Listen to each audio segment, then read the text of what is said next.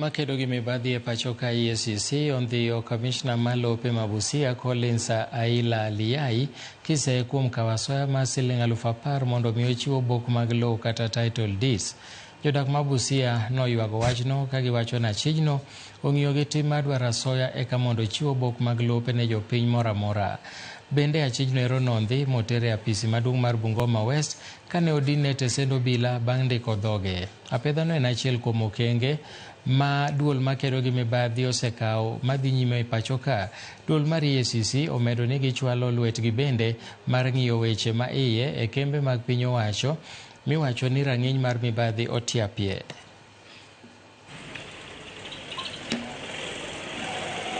Jokanyo mag arita kwe e tong' ma Turkana kod West Pokot obiro kanyakla e gwenge ma Lodwar mar yango okenge manoketi mar kedo kod kuo ma jamni.